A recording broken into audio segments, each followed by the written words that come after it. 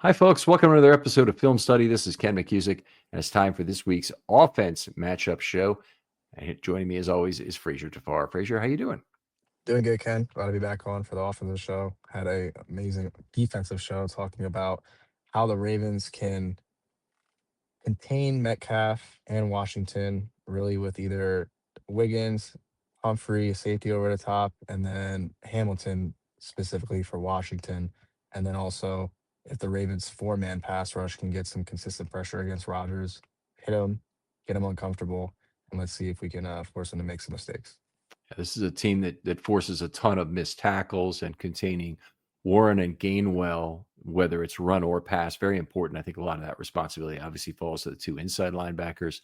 And then the three safeties versus Rodgers, even though Hamilton plays slot corner, obviously is really used in a lot of different ways. And they need to figure out how to best deploy those players. All strategies should be on the table. Nothing held back from the playbook, obviously, for a game like this. But Rodgers is hurting, and the safeties getting home is going to be a factor. It could be the safeties allowing the corners to get home. Even could be Marlon Humphrey has a big game as Yep. a pass rusher. But whatever the case, I think the safeties will play a very key role. Let's move over to the Agreed. offense now. What are you starting with? Yep. First offensive matchup today is the Ravens' point of attack versus the Steelers' front seven. It's going to be crucial that we can win the line of scrimmage. Obviously, with any football game, that's what you want to do. But this week with the Ravens, it's crucial because if they cannot establish the run with Derrick Henry, it's going to be a long game. We've come to figure that out. The majority of their losses and even their win streak, when we've struggled, is because we've struggled to run the ball consistently, and it hasn't helped Lamar in the passing game as well. So I think this it has to be an emphasis in the game plan to have more man concepts in terms of run scheme, just getting a hat on a hat, less of this zone run scheme, and just trying to push this Pittsburgh Steelers defense around, who has Mhm. been pushed around in recent weeks, especially last week against the Bills, where Cook went off for over 100 yards, and it almost seemed easy. So I think if you can get Henry in that situation, and then I do want to see Keaton Mitchell with a couple touches against this weak defense, because if he can get going in the open space, it could be a problem for the Pittsburgh Steelers. So really, it all starts with the point of attack, Linderbaum, and let's see if Emory Jones can handle his first action against Cameron Hayward. Obviously, this is a later career Cameron Hayward, but let's see if he can. Is going to be a welcome to NFL moment for him, really, because he's going against a veteran, a savvy veteran. And then let's see if Voorhees can keep up to on his side. And then really, it's going to be interesting because if we can't control the line of scrimmage, it's gonna be bad again. I mean, that certainly is a possibility. That's what Pittsburgh tries to do to other teams is control the line of scrimmage effectively on both sides of the ball. Cameron Hayward is having a fantastic year, by the way. He's had 26 defensive wins and zero missed tackles. I've never seen a number that high with zero missed tackles. I can tell you that. So very impressive season he's having. I think he's very central to this. I picked a similar topic talking about the Ravens interior offensive line versus the Pittsburgh interior defensive line, which in a way is a subset of what you're doing. I'll stick with the point of attack football for a moment. Uh, Ricard needs to be in there delivering key blocks. The Ravens Yep. need to make their level one blocks. What was interesting about this last week was Daniel Faalele had a much better game moving in space, and he made all of his pulls and all of his level two blocks. It was like 3 for 3 on pulls and 5 for 5 on level two blocks. He hasn't had a game like that this year. Normally he misses a lot of level two blocks due to the combination of ponderous slow footedness and indecisiveness. Yes. So Yeah. he's obviously both those problems pretty significant for Daniel. But this last week, if it were to be a sign of things to come for these last 6 games, could be a big deal. He was a little bit off as a pass rusher this last week, which was kind of a bummer. But hopefully he'll be able to maintain that. I'm with you though on the point of attack football. Henry has been more effective running between the tackles, and so that's something that I think the Ravens will want to continue. And I think one of the things in terms of point of attack football they have to think about is if they want to run some sort of mesh concept as a significant part of the game. And I don't know if they even can. Lamar missed Yeah. practice today. He was limited yesterday. That just doesn't strike me as a guy who's all of a sudden going to be running the football again. It sounds like to me he's going to be throwing the ball. And that probably means at the very worst, or at the very least, you maybe want to go back to pistol as a formation instead of sidecar and make Lamar the outside threat instead of the inside threat where he can pick his gap and go. He's very good at that when he's healthy, but just honestly, you need to avoid hits at this point in the season for Lamar, given what's happened to date. All right, I'll move on. I've only got a couple more points to make in terms of the Ravens' interior offensive line versus the Pittsburgh interior defensive line, and they really need to maintain pocket integrity for Lamar. They need to win their doubles as needed, particularly versus Benton and Hayward. They have a bunch of other guys who aren't particularly good, or they haven't played that much. So it'll be interesting that their backup guys on the inside are frankly just not that terrific. So it'd be nice if they if they have a chance when the guys are on the field. It's kind of like Watt being off the field. You want to make hay. You see Yaya Black on the field, or Black does have some juice to him, though. He does manhandle a couple of people. in the run game, you're saying, or in the pass game? Yes, and in the run game. Yeah. I'm not sure I'd agree with that, but it's not worth debating here anyway. Black is a guy that I hope they could take advantage of in here. Henry needs to be more effective. Henry has been more effective between the tackles. He needs to be more effective breaking tackles when he gets to the very weak backup ILB core, and I'll have that as a second thing. But they might be playing without Patrick Queen. It certainly looks like that might be true anyway. This week he didn't practice on Tuesday or Wednesday, I believe. So that's it for the Ravens IOL versus the Pittsburgh IDL, since there was a lot of spillover into your front seven topic also. No, completely agree. I think maintaining a pocket is definitely the main key, especially if Lamar is not going to be 100%, which he hasn't been all year, essentially. Really just keeping him clean. Let's give him some time to dissect the field and just get the receivers opportunities to get open downfield and then give us a fighting chance. I think that's the main thing we want with the offensive line. But moving on to my next point, I have the Ravens pass pro versus the Steelers pass rush. I mean, we've had an offensive line heavy team so far, but it's crucial that we are able to neutralize this Pittsburgh pass rush because they can come after you, especially with TJ Watt, who's on a tear this year as well, like he always is. Like you said, Cameron Hayward has had multiple defensive wins and not one missed tackle, so he's on a tear as well. So, and then you have Highsmith as well. So they have a formidable pass rush. They can come off the edge. Stanley hasn't had a good year. Rogers hasn't had a good year. It's going to be tough, especially if we're going to see some stunts coming in the inside. Our guards have their issues. Are they going to be able to pass off at the right time? It's going to be an interesting game in terms of can Lamar call the right pass protection at the line to help the offensive line. I know that one sack Lamar took where the defender came right free off the edge. I don't know who we can credit that to. I don't know if that's Lamar has to tell the offensive line to slide, or is that Linderbaum making sure the offensive line knows to slide as well. So I don't know how Or you break Lamar that has up. to read hot and get the ball out. That too as well. But it seemed like he had no chance. It was tough, real Mhm. tough on that play. But less of that, more communication, more sure of what to do. Having, I really don't want to see any 5-man protection. We need to see a chip and a back end most of the time, and then we need to see our receivers win on the outside because we have to keep Lamar clean. We have to give him a fighting chance this week. Because last week I feel like we did a decent job of keeping it clean. but he couldn't make the throws to win the That's game. right. That's right. He had a terrible game with ample time and space and with ball out quick both. Well, I looked to last week, and the Buffalo Bills started 2 backup offensive tackles, and I mean they're true nobodies. Alan Anderson, their 6th offensive lineman, was one of them, and Vandermeek, or I'm not sure the guy's name exactly, but was the other. And they held Pittsburgh without a sack. They held Pittsburgh Wow. without a sack from the edge rushers anyway. Those guys, those 2 were held down. Uh,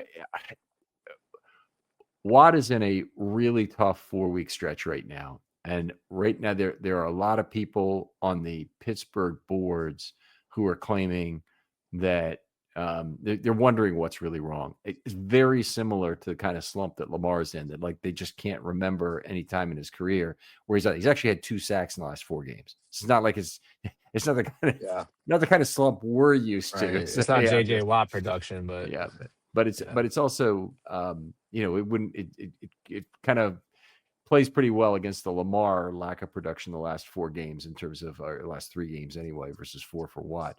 Watt's signed to a huge deal. It'd be one of the big things for the Ravens if Watt's deal suddenly went south on this team, because they have to pay him through 2027. It's all guaranteed. Yep. And 2028, they can get out of the contract. That is a long way away if Watt is effectively done right now.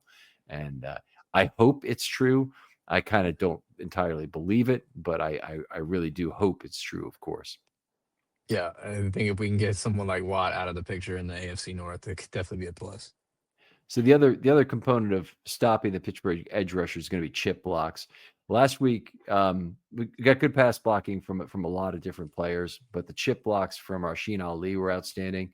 So they gave up more pressure than you would probably like. Most of that was not on the offensive line, or a lot of it was not on the offensive line. They had likely give up 1 sack, and they had 4 other guys who gave up, 4 other times where an unblocked pressure was generated. So you kind of have to tip your hat to the Bengals and just say they knew how to get home against the Ravens without by getting a free runner, and that was a lot of Lamar's trouble, frankly. You mentioned one of those occurrences, when you were talking about it. But the Ravens are going to have to do some good chip blocking. I don't mind if Ali gets a pretty fair share of snaps. It'd be ideal if the Ravens could run the ball 60% of the time in a game like this, after how effective they've been running against Pittsburgh last couple of times they played them. Yeah, running around the whole yard with them, especially in the playoff game. I mean, I've never seen a playoff game where we dominated, especially Pittsburgh like that. Yeah, that was one of the most dominant halves of football they've ever played in the first half of that game, and any opponent, anytime. So. All right, moving on. I'll take the Ravens play action offense versus the Pittsburgh backup inside linebackers. So Malik Harrison will likely be playing in this game in place of Patrick Queen, or maybe playing this game in place of Patrick Queen. He's an old friend. He misses a ton of tackles. He's like Queen in that way. Probably not as good in some of the other elements, like rushing the passer, maybe even dropping to coverage. They need to take advantage of that. Certainly, Lamar does. And when I say play action, I mean being under center, having the threat to hand it off, and then also being willing to either pass or run in such situations. But put those inside linebackers in a position where they're either freezing or maneuvering themselves out of position, and attempt to replicate some of the things that Buffalo did with the run game. Now, a lot of Buffalo's run game was predicated on lining up very heavy and all loaded off to one side, where Pittsburgh just seemed to not know how to match up against it. I don't know if the Ravens are going to be able to replicate that, but they could certainly try. And the old teams, some of the old teams in the early Harbaugh years from 2008 to about 2010 in particular, ran a lot of unbalanced formations that might be a lot of fun against the Steelers team, given what they look like against Buffalo. And the last thing is when you're calling for a lot of play action, you want to see the tight ends getting between level 2 and level 3, and you also want to see Zay Flowers crossing. Punish overcommitment to the run and get inside that level 2, level 3 area and make plays. Yeah, completely agree. Sorry. It's late. Yeah. Do you think Now that Mark Andrews has this extension, do you think that the Ravens are going to be trying to overutilize likely in terms of, trying to use their asset as much as they can before, it ends his contract and his duration, or are they going to continue to try and run the offense through Mark? Okay, so there's a lot you've already built in. There's an assumption on there. Is likely not going to be re-signed. I think that's probably the case, is that they're not Right. going to re-sign likely. There's no benefit, in my opinion, to anything that might minimize likely's value on the open market. The Ravens are incented to use him as much as is appropriate to Right. maximize his value come December. And I think that involves not overutilizing him and not underutilizing him both. Andrews, when he overutilized in past years, has looked very bad. And the marginal targets I always Except that 1 year. posited, has had been a real big problem. Except that 1 year, you're saying? I mean, he said he had. Except 21. The I want to 21 see season. He had all 21 those season. targets. Yeah, take a look. I thought he had 9 interceptions 1 year. I thought it was 21 that were thrown his way. His career year? I think so. Okay, I'm going to look it up right now because, hey, we need to know this, right? So let's see. Mark Andrews receiving. I got to remember what the year was. So in 21, he did have a great year, but he had 9 interceptions throwing him the ball. The passer rating throwing him the ball was only 95. Okay, but that's when he had the 1,400 or 1,200 yards. 1,361 yards that year. Gotcha. So he had 149 targets, and he was getting a lot of marginal contested catches. In fact, I'll give you his contested catches here. He had 30 contested attempts in each of 21 and 20. And in 20, he had 30 on only 105 targets. So actually, in 21, it was a little bit better. But Jackson had kind of a slump before he got hurt in 21, and he threw a lot of interceptions, and they were mostly on balls thrown to Andrews. So, okay. I'm sorry. Did you have anything else to add to the backup, taking advantage of the backup inside linebackers with play action? No, I think it's pretty straightforward. I think the Ravens can utilize play action and really just establishing a run with Henry, and then just making Keaton Mitchell be felt in the game. Mm-hmm. All helps towards play action, of course. Yeah. Is this a game where you would try and utilize more pony backfield as a way to generate misdirection that is not Jackson related? Well, 100%, because you have probably, like you said, Harrison playing middle linebacker. So let's put that speed out there and really test them to see if they can get sideline to sideline against a guy like Mitchell, and then have the discipline to stay in the gap if Lamar decides to give to Henry on those pony looks. I think I don't. I want to see more of what they did in the second half of the Cincinnati game, extending the run game outside of a handoff. Get Henry the ball in space against these linebackers where there's no D lineman, where they kind of did like the abbreviated screen with Ricard to start continuing to do those things. It doesn't have to be a screen, but send 4 verts and then send Henry on a quick little hitch and then give him the ball and let him work, or on a quick out and let him work. These things are ways you can get yards. You don't have to ram the ball down the middle of the defense to get 2 or 3 yards. You can do that effectively by just doing a short pass in space. So I think if the Ravens continue to build those kind of concepts in the scheme this week, it's definitely going to make it easier. So extend the run game via the pass. So yeah, okay. I mean, I'd be for that. I think getting the ball out of space is very important with Lamar, the way he is right now. So hopefully they can just get him a little more time in the pocket and be effective. But and it's been crazy because every time we've seen Henry get the ball in the terms of the receiving game, he's exploded. I mean, you could tell he's hungry to get to the second, third level, but it's just been a struggle this year outside of the Bills game. Yeah. All right. Frazer, always great talking football with you. Where can folks talk with you online if they want to? You guys can reach me on Twitter/X at F_Rave8. That's F_RAVE8. All right. Thanks for listening, folks. As always, use hashtag FilmStudyMailbag. Again, I'm always looking for short video topics. So if you have something you think I can answer in 1 to 3 minutes, I'll take any question, honestly. We'll either put it on a show or we'll maybe make a video out of it if it can be answered in 1 to 3 minutes. And particularly, I like things where it's explaining something that you don't hear explained every day. And I'd be happy to do those kind of things. If it's about methodology, that's fine. If it's about football, that's fine. But I'd love to hear from you. And as always, you can hit me at Film Study Ravens with those ideas. For Frazer Tafar, this is Ken McKusick saying goodbye. We'll talk to you next week on Matchups.